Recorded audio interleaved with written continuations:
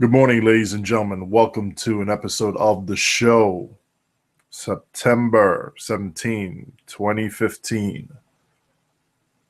I want to stand with Ahmed Mohammed. And I will tell you this.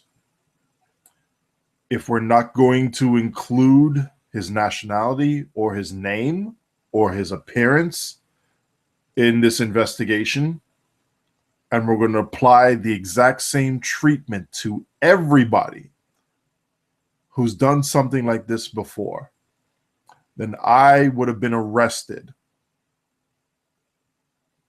I would have been arrested when I was his age and when I brought electronic components to school and say, hey, look, I made a motor out of this. Had moving parts operated off of a battery. Had resistors. Had two capacitors. It was my first dabble at it, and I wanted to show my teachers, hey, I can build something. I would have been arrested if I was given the exact same treatment as this person did. This one future engineer, future inventor, Ahmed Mohammed.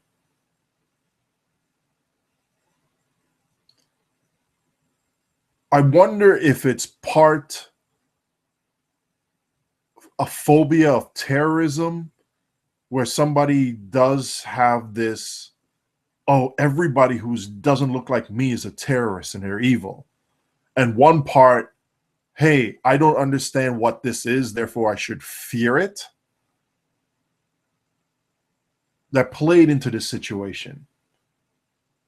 I don't see how he, as a student who explained it to more than just one teacher, hey, look, I can build something here. Hey, good job. You know what? We have something. We may not have a robotics club like what you had in middle school, but we may be able to do something for you in either an after-school program or connect you with one of the universities nearby and see if there's something we can do to help you encourage that.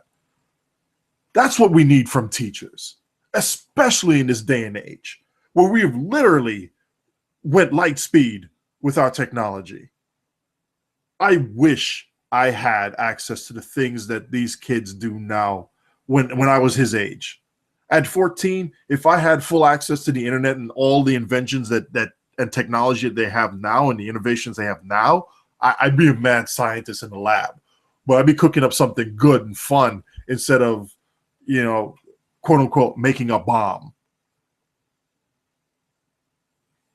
This situation pisses me off on multiple levels. Oh, his last name is Mohammed. He's got to be a terrorist. That's garbage. Oh, look, here's some electrical contraption that I don't understand. Therefore, it must be evil. That's garbage. If he had taken apart an iPhone, had it inside out, and then it made an alarm sound, and people looked at it, and he explained, oh, that's my iPhone. I took it apart because there was a problem here, and I wanted to understand how it works, and then I fixed it, but it's inside out. Would he have gotten the same treatment?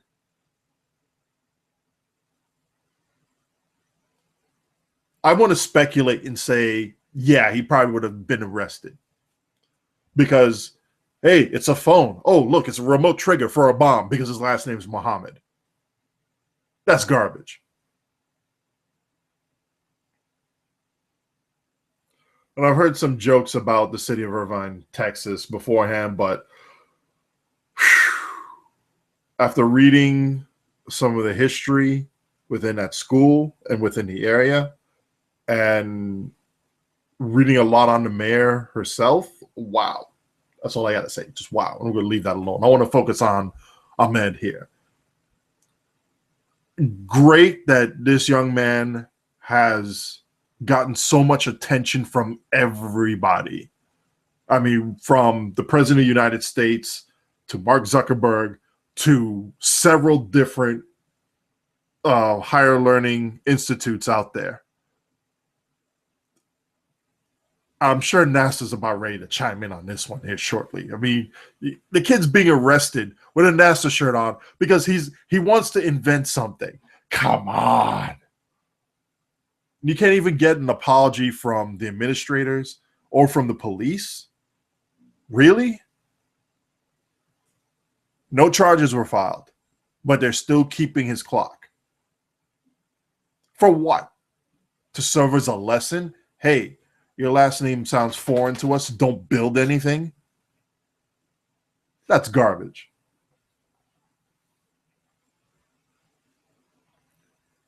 What I want to know is how many other kids that are out there like Ahmed who has to go through this or something similar like this, but to a lesser degree.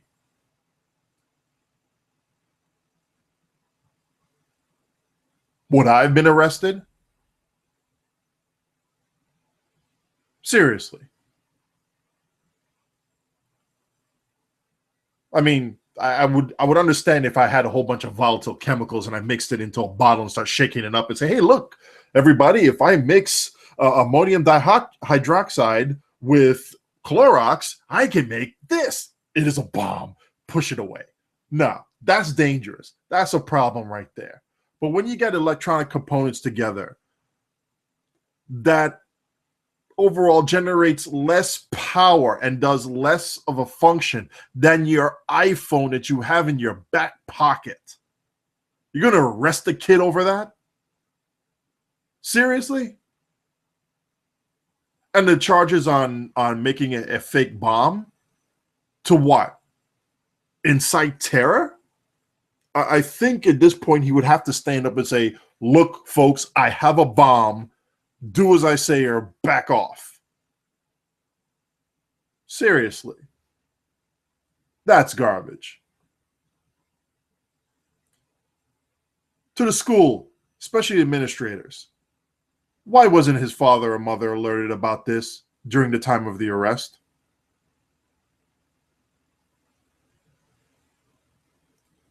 Because I very well know if my last name was Muhammad and my son or daughter was arrested, I want to know what's happening ASAP.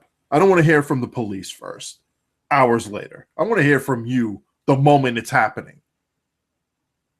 Because as a parent, I deserve to know what's happening to my child. That's my right. If they're under your charge, I should know what's happening with them, whether they do good or bad. And especially if you're suspecting that they're doing something bad, I want to know about it. And you don't tell me, you failed in your duties. That's garbage.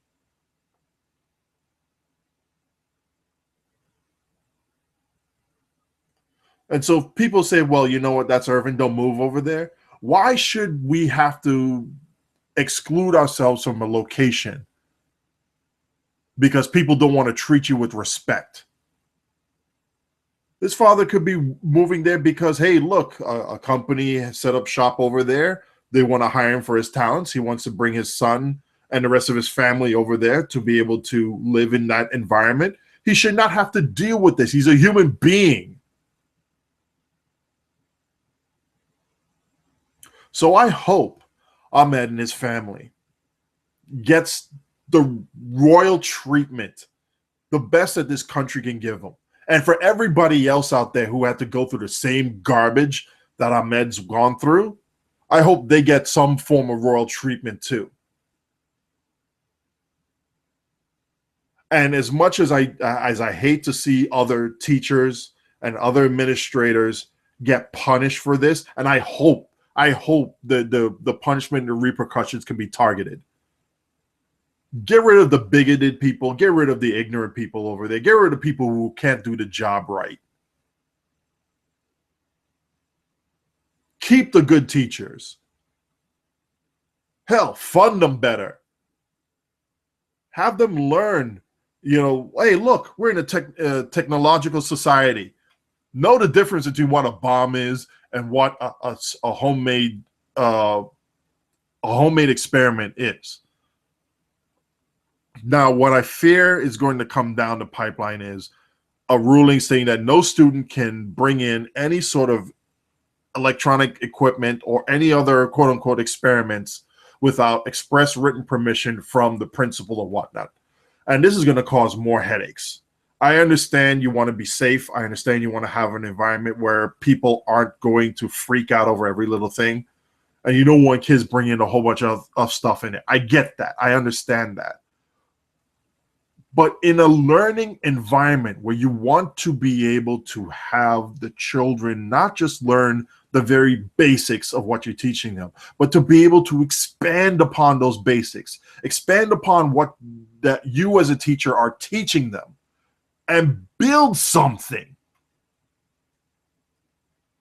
Take what you're teaching them into practice and put it into reality. Encourage that so they can expand upon it. And he will go do more than just build a clock. He will build you a freaking kiosk.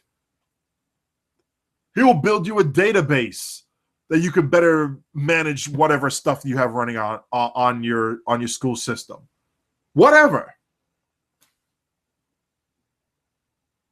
And for anybody out there to say, well, that's crazy. How is a student going to do that? Give them the tools, educate them, step aside. Watch what happens. Watch what happens. At 14, he's showing this type of not just initiative, but ingenuity. Foster it. Provide this kid with the tools and the talents and the resources necessary to be able to build upon what he has in his mind and expand upon it. See what happens 2 years later. At 16, he's building robots. At 18, he's at MIT. At 22, he probably would invent something that would fit a safety feature function that's missing right now for self-driving cars. Or something else completely so far out there, we can't even think about it yet. But this is what we need to foster. And to the people who are afraid about terrorism, oh, he's Muslim. Muslim fosters terrorism and all this stuff. Look, one, it doesn't matter what religion or lack of religion that you have. Bad people will do bad things, period. All they need is a good excuse. Two, good people can be misguided by religion or any excuse that is justifiable enough in their minds or coerced in some way so that they'll be able to do this action that they otherwise would not do. Three, the best way to drive somebody into the ideals of an extremist is to exclude them from society. Treat them differently. Suppress them. Oppress them. Make them feel like they're second-class citizens. Push them aside. Treat them differently here. Oh, look, you had some sort of gizmo here that we're not sure what it is. Your last name's Muhammad. Terrorist. Lock him up. Seriously. Good job. Good job in helping the extremists out. I don't even want to name whichever terrorist organizations out there are going to start saying, hey, look, here's a kid who just got handcuffed for trying to make something over there. You're going to be treated differently. Why even bother trying? Come join us. Fight against those people who would lock a kid up. That's the message you're sending. You're helping them out. Make it harder for them to indoctrinate kids. Provide an environment where they can express their minds and their creativity in a safe and nurturing way. And also teach them how to be able to handle failure and take the lessons from that failure and make a success out of it. Because you take away those avenues that would lead them to an extremist, and I don't care what religion it is, to any extremist path. You take that away from them, they are going to be productive members of your society.